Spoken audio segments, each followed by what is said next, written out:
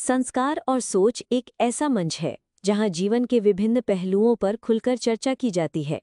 इसमें धर्म, समाज और जिंदगी के हर पहलू को शामिल किया जाता है। नमस्कार। अहमदाबाद में पिछले हफ्ते जो हुआ एयर इंडिया फ्लाइट 171 का हादसा, उफ, उसने वाकई सबको हिलाकर रख दिया है। हाँ बिल्कुल, बहुत ही दुखद घटना है ये। तो आज हम इसी पर थोड़ी गहराई से बात करेंगे, जो भी जानकारी अब तक सामने आई है उसके आधार पर। जी, कोशिश रहेगी कि समझें कि ये सब कैसे हुआ, क्या वजह हो सकती हैं। हाँ, और वो जो अकेले यात्री बचे हैं उनकी कहानी, वो भी। फिर जांच कहाँ तक पहुंची है और इसका असर क्या पड़ रहा है, सब पर बात करेंगे। बिल्कुल, जरूरी है इन पहलुओं को समझना। तो शुरू करते हैं।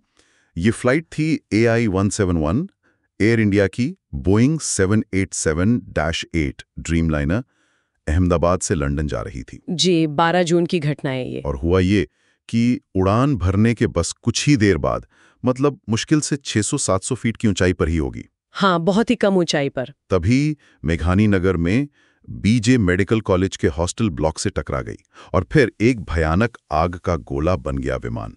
सोचकर ही सहरन होती है। और आंकड़े वाकई डराने वाले हैं। विमान में 230 यात्री थे, 12 क्रू मेंबर, कुल 242 लोग। और जमीन पर भी जाने गई। हाँ, जमीन पर भी कम से कम 38 लोगों की मौत हुई है। तो कुल मिलाकर 441 मौतें। ये पिछले एक दशक में भारत की सबसे भीषण विमानन आपदा है। बाप रे। और 787 ड्रीमलाइनर के साथ ऐसा पहला हादसा है जिसमें किसी की जान गई हो। जी हाँ, दुनिया भर में ये बोइंग 787 ड्रीमलाइनर का पहला फेटल एक्सीडेंट है। लेकिन इसी हादसे के बीच एक तरह से चमत्कार ही कहेंगे, एक यात्री अकेले बच गए। हाँ, विश्वास कुमार रमेश, 40 साल के हैं, ब्रिटिश भारतीय। कैसे? मतलब ये कैसे मुमकिन हुआ? सुना है वो इमरजेंसी एग्जिट से कूद गए थे। जी, रिपोर्ट से यही कह रही हैं।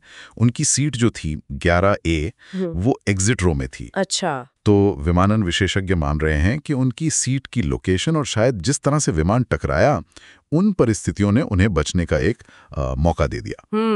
सिर्फ किस्मत नहीं, मतलब कुछ वजह भी थी। बिल्कुल। और वो जो वीडियो आया है जिसमें वो मलबे से निकल रहे हैं हाथ में फोन लिए, काफी शांत दिख रहे हैं। हाँ, वो वीडियो मैंने भी देखा, बड़ा अजीब लगा। मतलब इतनी बड़ी घटना के बाद कोई इतना शांत कैसे? देखिए, शॉक का असर अलग अलग होता है। हो सकता है उस वक्त एड्रेनलिन रश हो, बस बाहर निकलने पर ध्यान हो। उनका बयान जांच के लिए बहुत जरूरी होगा वैसे। जाहिर है।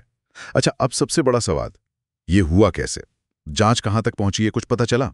देखिए, भारत की जो मुख्य जांच एजेंसी है जी। AAIB, यानी एयर एक्सीडेंट इन्वेस्टिगेशन ब्यूरो, हाँ। उन्होंने दोनों ब्लैक बॉक्स रिकवर कर लिए, फ्लाइट डेटा रिकॉर्डर भी और कॉकपिट वॉइस रिकॉर्डर भी। ओके, तो उनका एनालिसिस चल रहा होगा? जी, चल रहा है। और अमेरिका से बोइंग के एक्सपर्ट्स भी अहमदाबाद पहुंच गए हैं जांच में मदद के लिए। अच्छा, तो शुरुआती संकेत क्या है?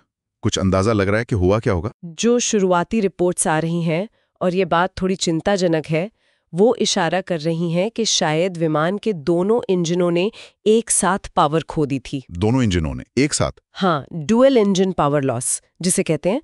मतलब दोनों इंजनों ने एक साथ काम करना बंद कर दिया। पर ये तो लगभग नामुमकिन माना जाता है ना आधुनिक जेट्स में। बिल्कुल, ये बेहद दुर्लभ घटना मानी जाती है, इसीलिए बहुत गंभीर बात है। इसमें GE GNX इंजन लगे थे जो काफी एडवांस माने जाते हैं।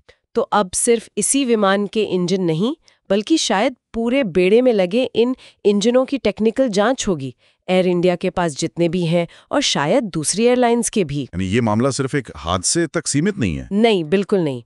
इसके व्यापक सुरक्षा निहितार्थ हो सकते हैं। इस हादसे का मानवीय पहलू तो दिल दहलाने वाला ही। परिवारजन शव ले जा रहे हैं, कई लोग अभी भी DNA टेस्ट से पहचान का इंतजार कर रहे हैं। जी, बहुत ही मुश्किल वक्त है परिवारों के लिए।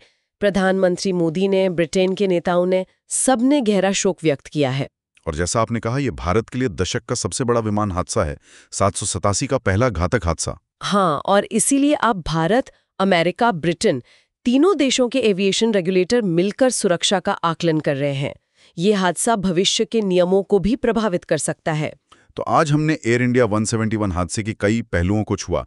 कैसे यह हादसा हुआ, वो अकेले बचने वाले यात्री की अविश्वसनीय कहानी, जांच जो अब दोनों इंजनों के एक साथ फेल होने की इस दुर्लभ संभावना पर टिक गई है, और इसका जो व्यापक असर है। हाँ, और अंत में एक सवाल शायद हम सबके सोचने के लिए है कि अगर आधुनिक विमानों में, जैसा कि कहा जाता है, 2 इंजनों का एक साथ फेल होना इतना ज्यादा रेयर है, लगभग नामुमकिन जैसा, तो फिर ये घटना GE/GNX जैसे इतने एडवांस माने जाने वाले इंजनों की विश्वसनीयता पर, उनके रखरखाव के प्रोटोकॉल पर क्या सवाल खड़े नहीं करती? सही बात है। खासकर जब वो अलग अलग एयरलाइंस द्वारा अलग अलग देशों के रेगुलेटरी माहौल में ऑपरेट होते हैं, तो शायद इस पर और गहराई से सोचने और जांचने की जरूरत है।